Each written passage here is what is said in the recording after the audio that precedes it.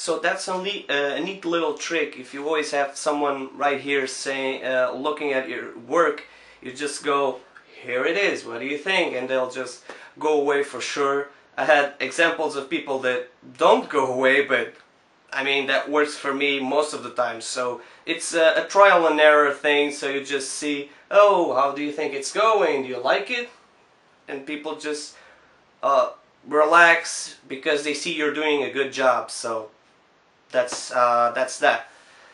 In terms of actually photographing a place, be it a small room, a large living room, anything else, there are a few things that you have to keep in mind, and some things that are very important for your images to really be correct first, and really pop out to the person that's seeing them. Well, we've talked about lighting, we've talked about HDR, now we're going to talk about placing your camera. Where do you place your camera? One of the best things for you to do when you're starting out and you're really not sure if that's the right angle to do something is just take more shots.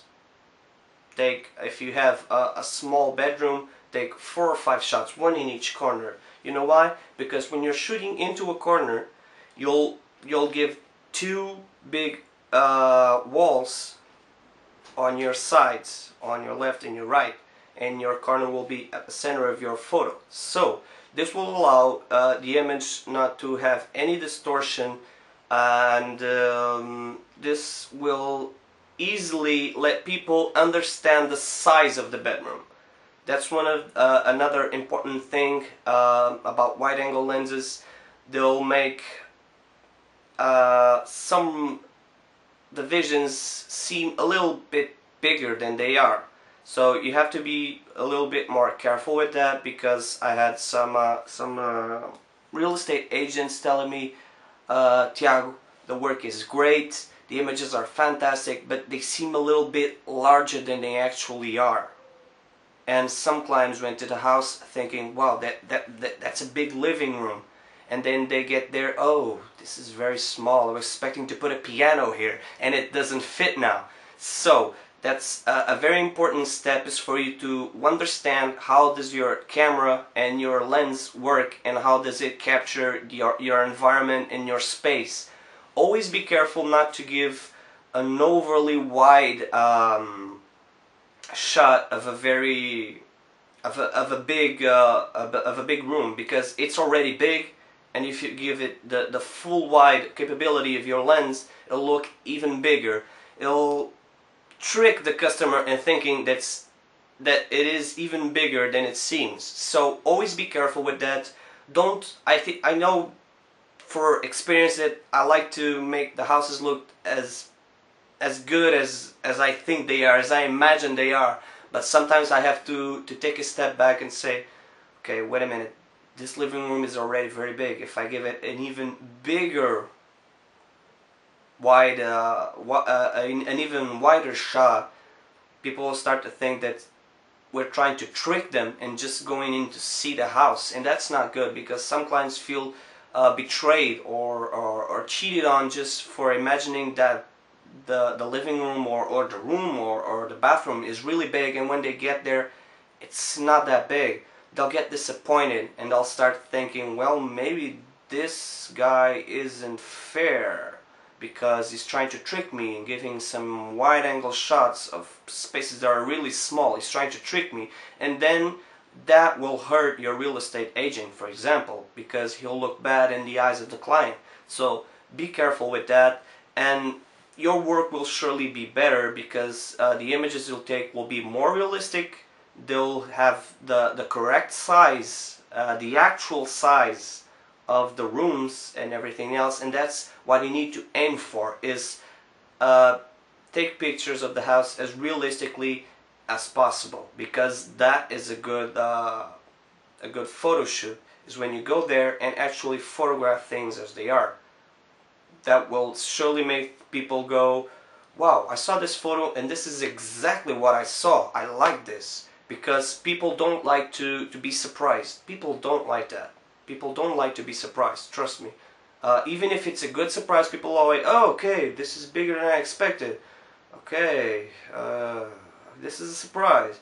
A lot of people don't react good to surprises. So if your photo shoot is as realistic as possible, that's great. Don't worry if some of the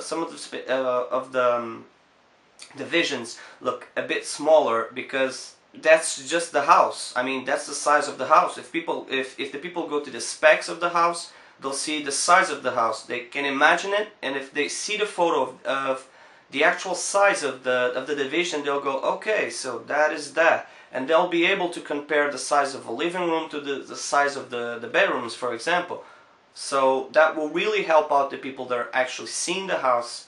So that's another strong point for you. If you do a good photo shoot, that's great for you, because the house will be bought, and that's good for you because the real estate agent will say, okay, you did a great job, I sold this house very quickly, let's do another one. And that will be very good for the real estate agent. They'll have another sell, and more people will say, okay, that guy sold that house, let's see what he has else to offer me. Maybe you'll have a house that I like, and if they go there and they have your photos with the good quality, your name surely will come out.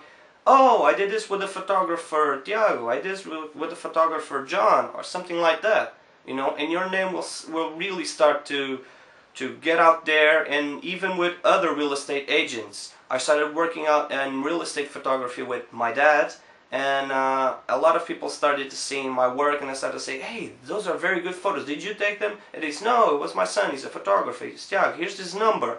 So I started to get a lot of clients like that from other agents that started to see my work, and they were intrigued and phoned me up and, hey, I saw you did this work, how much does it cost, how do you work, etc. And that's very good, because your name, if you do a good work, people will notice it, and people will talk about you and your work, and people will start to even people that sold the house themselves will say, well, I got this great photographer that came with this agency, he took some very good photos, here's his phone card, or this is his number, or this is his email, or this is the agent that works with him, something like that. So that's another good thing for you to do, is leave a little card, leave your card to the client you're doing the job with. That doesn't hurt anybody. I asked all of the agents, can I leave a card to this client? And they're always, oh yeah, sure, be my guest. I'm not trying to steal them. I'm not trying to steal the customer from them. I'm just trying to get my name out there and show them that I'm a professional. I'm trying to work, and that really looks good on your agent as well. So when you finish your job, just say, okay, it was a pleasure to meet you. Here's my card if you need anything else from photography, not only photography for real estate, anything else, just call me when we'll work something out. That's very good, because you'll get your name out there, and people will see your work. No matter if they visit your website on your card or not, they'll surely see your work, because they'll have to see the photos of the house you took. And if they like that, they'll surely get curious, wow, this is very good, let's see what else he can do. And then they'll grab out your card and read your website and visit your website. So, very important, leave your contact to your clients. If you don't have cards yet, just say, oh, well, I'm Tiago, this is my phone number, if you need anything else. I'm not sure if you sometime need any photography, but if you do, here it is. This is my phone number, this is my name. If you need anything else, give me a call. So, that's a very important thing. And one thing that goes with that is dress nice. I mean, you guys know I have some huge gauges, and this is my regular way to dress. I mean, just a sweater or jeans or something like that, some sporting shoes. When I'm out to shoot, I always try to keep a plain sweater with a work shirt underneath, so it just pops out the little colors up here. That's good. Get some jeans and put some shoes on.